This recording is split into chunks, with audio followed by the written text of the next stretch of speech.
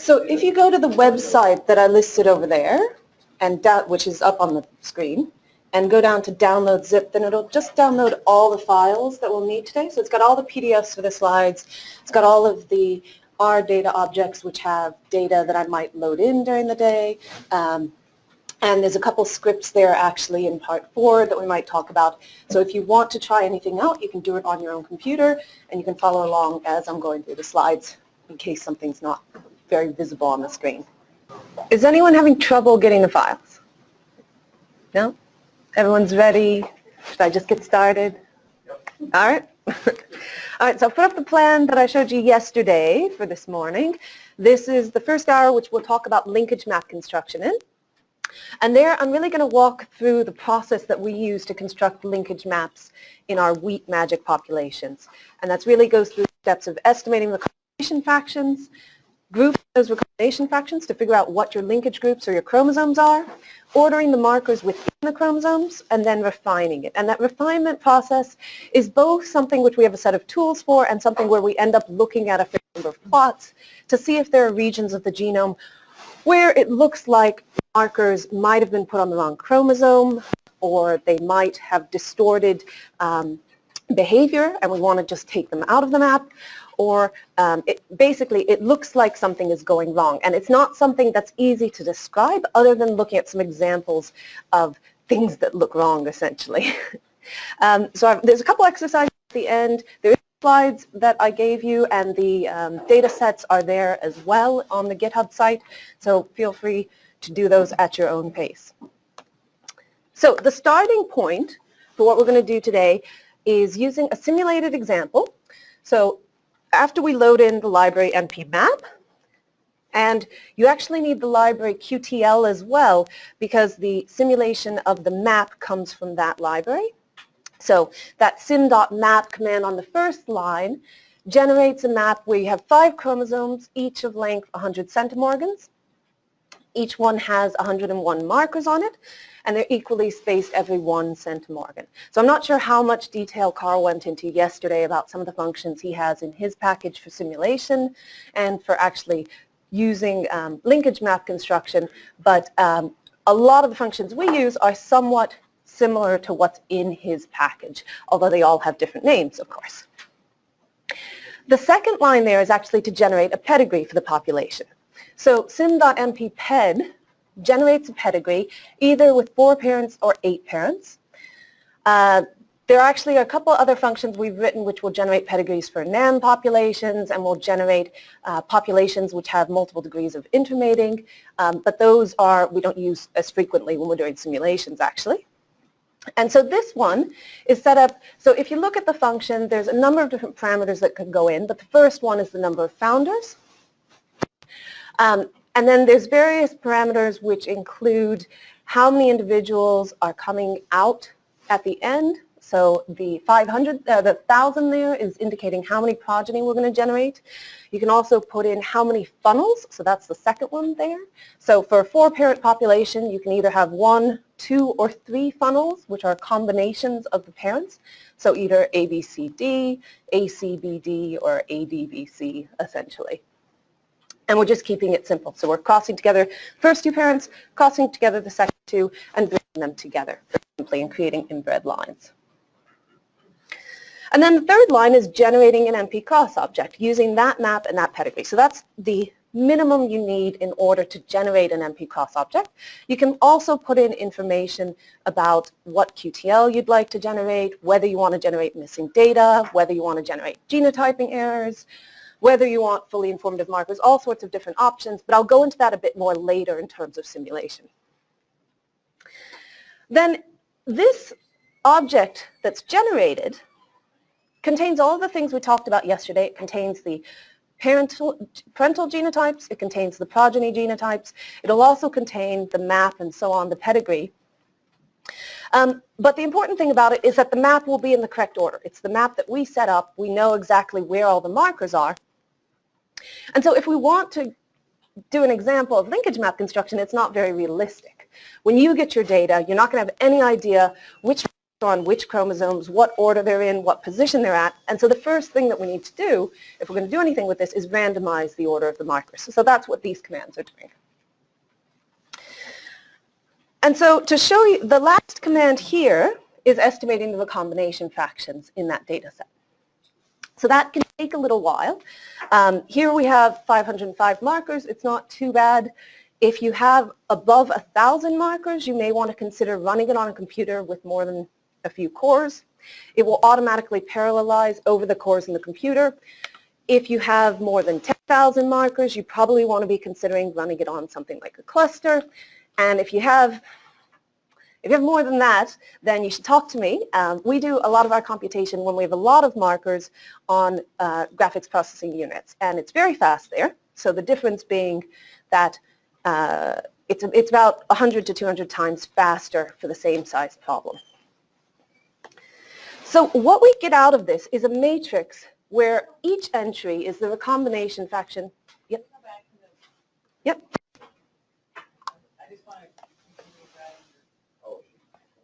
Oh, okay. Oh, okay. Okay. Got it. Never mind. Go ahead. But I also have a question. SimMap, I continue to error saying cannot find function. So you need to load in the library QTL. Sorry, I forgot to put that on this slide. Library QTL? Yes. Oh, Carl. Yeah. Okay. Yeah, so it's one function that does come from QTL, which, yeah, my automatically loads that in, so I forgot that it wasn't going to be typically loaded. So the output of running that MPSRF function is a matrix where each entry is the recombination fraction between two markers. And so we can plot a heat map of this, and it looks like a random mess, basically. So here, red values indicate that two markers are very tightly linked, so a recombination fraction closer to 0. Yellow values indicate that they're not linked, so it's a recombination fraction closer to 0.5. And there's quite a range in between. There's no obvious structure because we've randomized the markers. For comparison, this is what the plot looks like for the original data, where we have all of the markers on the correct chromosomes in the correct order. And so this is what we're trying to get to, basically. So we have these 5 blocks, which are the 5 chromosomes. If you look at the regions between the blocks, it's basically all yellow because the markers are unlinked. And then within the blocks, we have the markers nicely ordered. So the adjacent markers are the ones that are most tightly linked, and that shows up as a band of red along the diagonal. So this is what we're aiming for, and basically this is what we base our diagnostics on. So when we're looking at the map we generate at the end, we do this individually for each chromosome, and we look for this red band along the diagonal.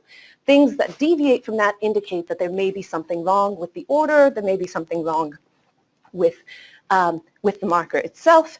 And then if we were to look at the combinations between different chromosomes, if we saw patches of red in between the chromosomes, it would indicate that you have markers which are linked either to multiple chromosomes or you have markers which are on the wrong chromosome. Does that make sense? Because this is actually one of the main diagnostic plots that we use. So just to give you a little bit of theory, oh, yep.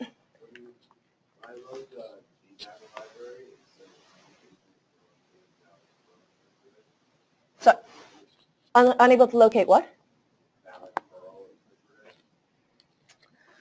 Okay, I'm surprised it requires that. Okay. Yeah, okay. Does the command work if you don't load that library or not? Data. Yeah, I'm not sure whether it's absolutely required. I mean, it wasn't an error, it's just like statements saying, no, you couldn't find function data. So yeah, okay. Okay, well, so that command, it sounds like there's something that's not installed on the computers that's required for GData. I'm surprised it didn't come up when they installed the library, actually. But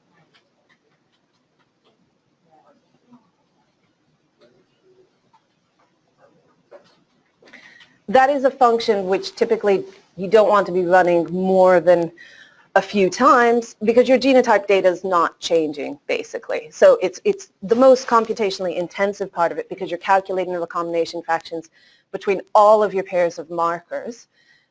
And so ideally, you only have to do it once at the beginning, and then after that, you're just dealing with those quantities. The only time you might have to run it again is if you have, if you want to correct for segregation distortion on one chromosome, and that uses the same function, but that would be a much lesser computation. So we're actually, in terms of estimating recombination fractions, we're not going to talk about using that function again, but we can try and sort out the Perl issue during the break or something. It must be something that's just not installed on the computers.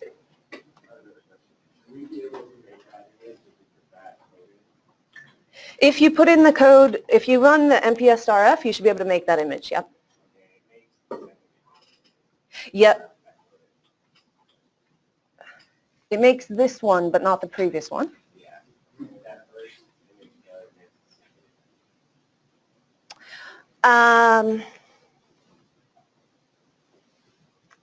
So that DAT-RF object shouldn't exist if you haven't run the MPSRF function. Okay, so I ran it. Because I ran it already. Okay. So if you ran it, sorry, it should be MPSRF ran DAT on the random one. Yeah, I must have changed the code at one point. So here, let me show you. Okay, so it did actually work. The function worked. Yeah. Okay. So it doesn't need Perl, I guess, then.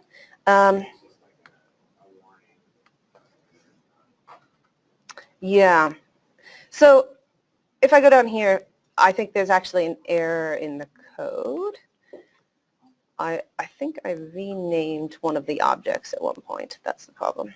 I think you changed that one. Yep, that's what I did. Yep, exactly. So yeah. We just said that one and that should be good. Yep. So dat one should be dat, and in this part here where it says DAT-RF, this should be this ran dat. So this ran dat is the one where you've randomized the order of the markers, and so that's what should produce this image. And the one that we started with, which was originally called DAT, is the one that should produce this image.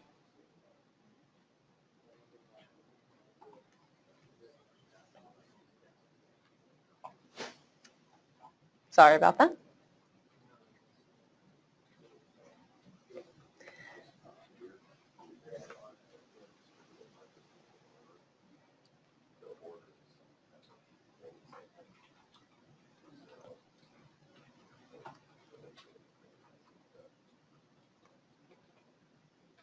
Yeah, so this sample function basically draws a random sample from the numbers that are there, and then all we're doing is we're saying, okay, put the markers in that order. We're subsetting the costs. Yep.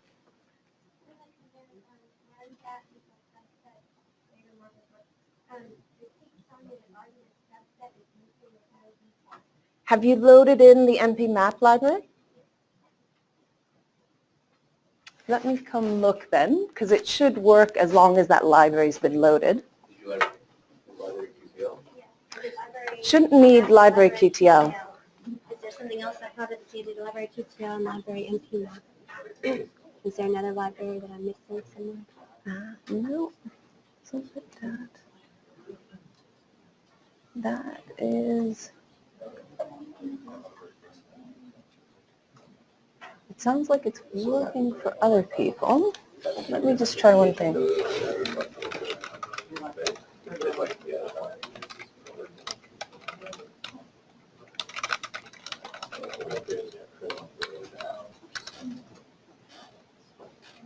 I don't think it's loading the library properly then.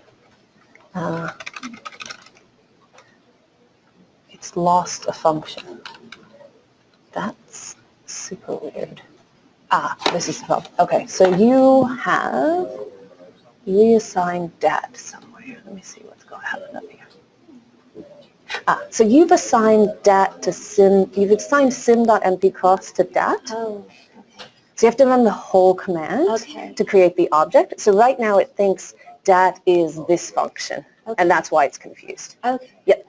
Okay, so now that you've seen what you get, hopefully, out of estimating the recombination fraction, I thought I'd just tell you a little bit about the theory behind it and why it's so computationally intensive. So basically, we're trying to maximize that likelihood up there, where we have these observed genotypes, which are basically our SNPs, our biallelic markers, and we're maximizing this over the range of your recombination fraction. So it can go from 0 to 0.5, 0.5 being unlinked, 0 being markers right on top of each other. And to do this, we're summing over all possible combinations of the underlying founder genotypes. So meaning if you have A, B, C, and D, and you're looking at a pair of markers, then we have all the different combinations that we have to consider that match up with the observed SNP genotypes.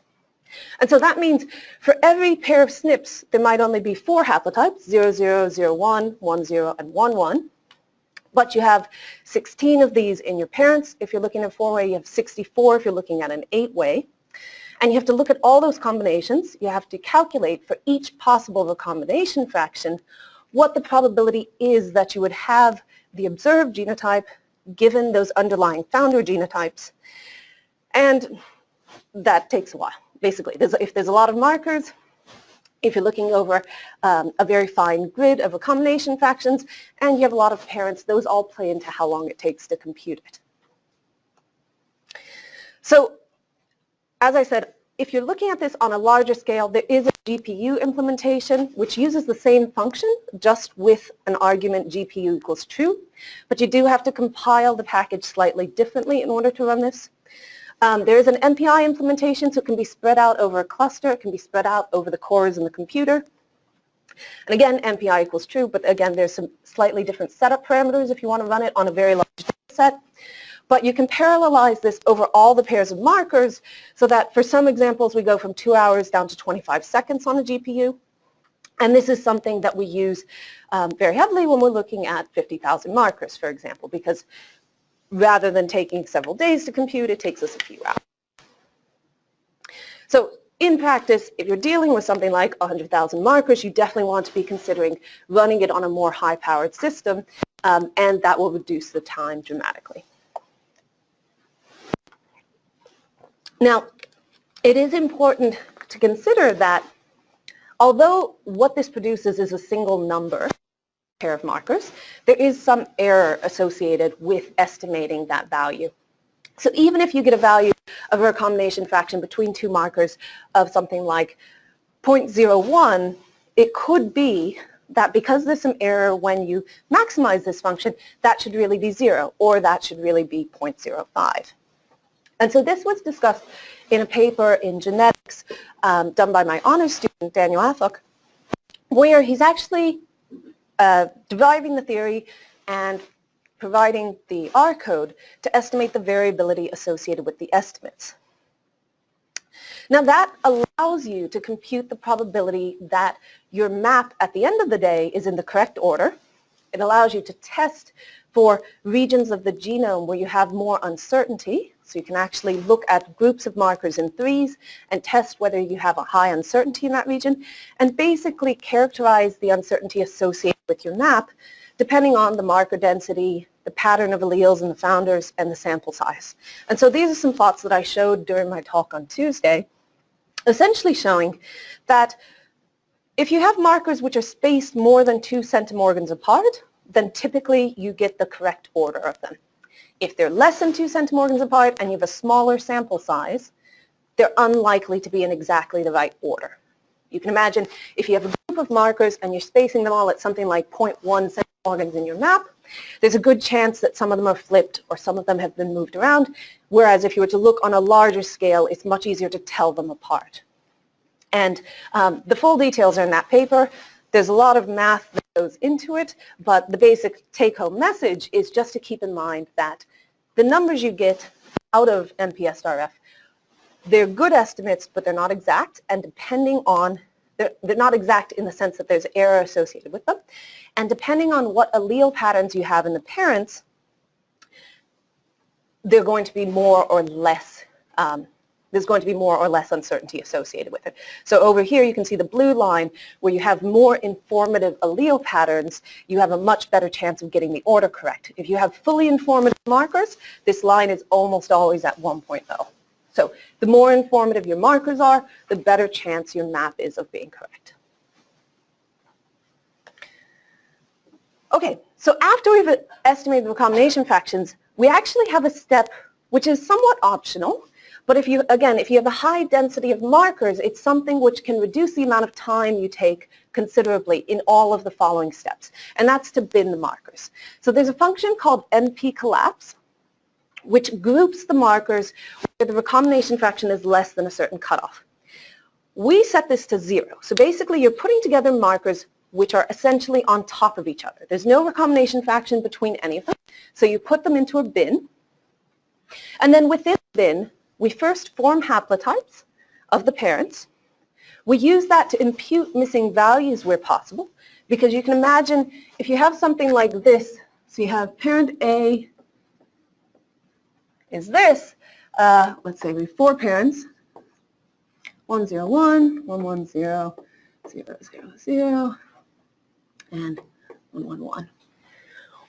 If you imagine you observe an individual who's has 0, 0, and then a missing value, you can look at that and you can say, well, it only matches one of the parents. We know all these markers have recombination fractions 0 with each other, so we expect it to match exactly to one of those parents. So we're going to fill in this missing value. So that's one thing we do.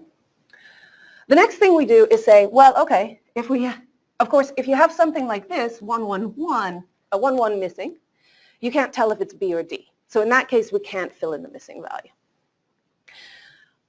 The other thing we do then, is if we say, okay, we've converted this now to 0, 0, 0, is we match this up to the parents again, and we recode these. These are all different, so we'd recode them as 1, 2, 3, 4, and so this we would code as a 3.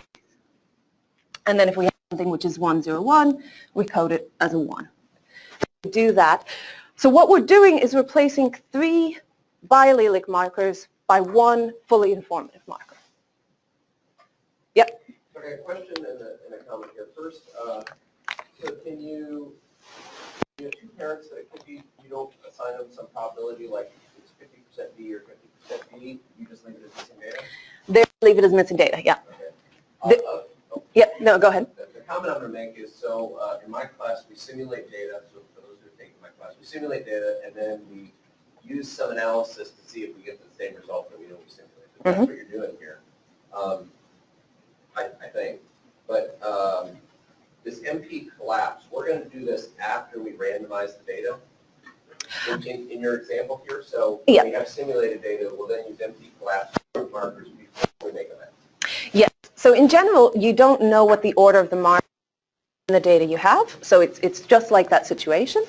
But you can still bin markers without knowing where they are. You just pick out groups of markers which all have recombination fraction 0 with each other. So essentially what we use is hierarchical clustering. We cluster the matrix of recombination fractions and we pick out those which are totally linked with each other.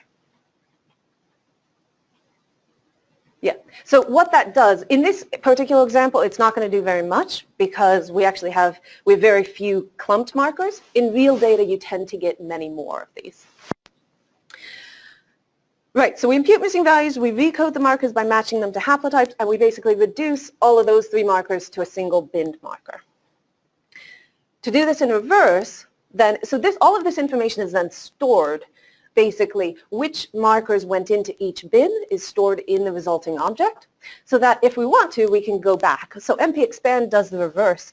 If you give it the full data set, which you had originally, it'll completely decompress the binned object, and otherwise, it'll take whatever map you've produced from your binned object, and for each bin, it'll put back all of the markers that are in that bin at the same location of the binned marker. So to give you an example, if you go back to the DAT-RF, you can run MP collapse on it. By default, it'll do it for a recombination fraction of 0, but you can try different values. In the original data, the dimension was 1,000 lines with 505 markers, and you can see it only goes down to 492 markers after you've binned it. So we're not really reducing the dimension very much because we know we have equally spaced markers. That's what we simulated. And if we look at, this is a complicated formula here, but basically the MP bin $bins is the matrix which is storing all the information about which markers went into each bins. And if we open it up, let me just do this.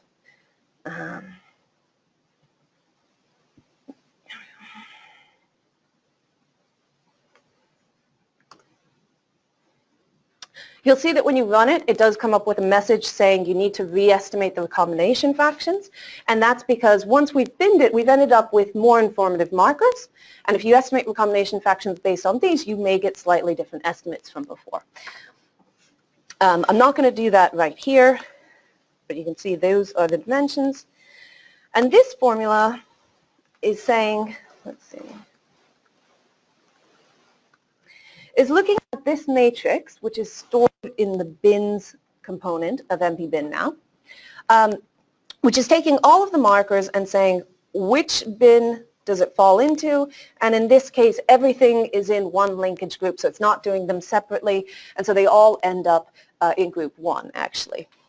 So this is picking out which of those are in a bin where there's more than one marker. So it's saying, okay, if the bin marker name has been duplicated in either direction basically, then pick out the index of that marker. And then if we look at this, you can see that it picks out here 3 bins, each of which contain 2 markers. Actually, I forgot there are multiple groups in this case. So these 2 markers, which were originally on chromosome 5, have ended up in bin 12 in group 1. Okay. So now we can actually look at what's happened, which will produce something like this basically. So if we look in the founders of the original data, then the 2 markers which ended up in the same bin here, you can see that they actually represent all 4 of the different haplotypes which are possible for SNPs. So you have all 4 of those represented, and they get recoded to a binned marker where you have values 1, 2, 3, 4. So it's fully informative. This doesn't always happen. Quite often when you bin it, you end up with something which either has 2 or 3 markers, 2 or 3 alleles. And then if we look at some of the progeny down here, so we're looking at the finals instead, and again we look at the raw data, and then we look at what's happened with the binned marker, you can see that each of them has been recoded to a value between 1 and 4, except in the case here where you had a missing value and a 0, so you can't tell which parent it matches up to, and you end up with a missing value for the binned marker as well. Yes? So when I did the head MP bin to see which markers were binned, my bin group, what I got binned is different than your bin group. So are those somewhat randomly assigned? It may be in a different order.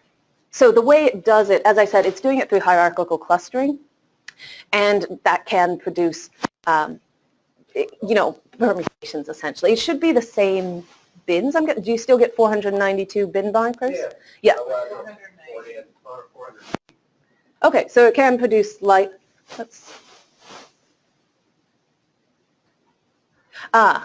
you may have generated a different data set at the beginning. That's possible too, because it is simulating data, so it may be slightly different.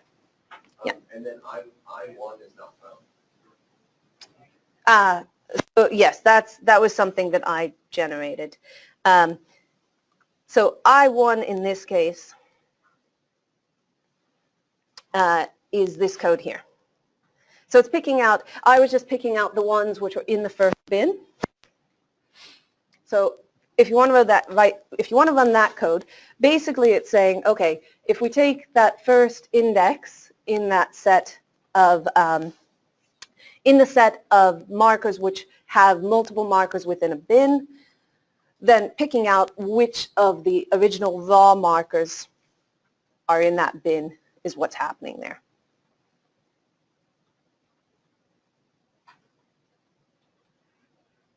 you want me to make it bigger?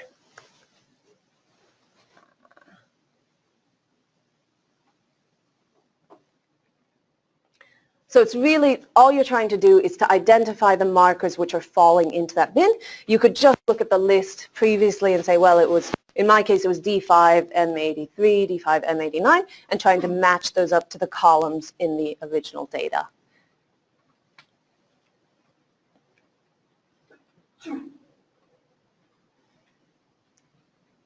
Yeah, so there are bits of the code which I haven't put into the slides just to keep it a little bit more condensed. But if you do open up the RMD files which are in that directory, you'll see all of the code that generated it. It's just some of it's not going to show up on the slides in terms of, yeah. Some of them are things like this, which are just trying to pick out certain indices which may not be, yeah, they may be actually quite long expressions in that sense.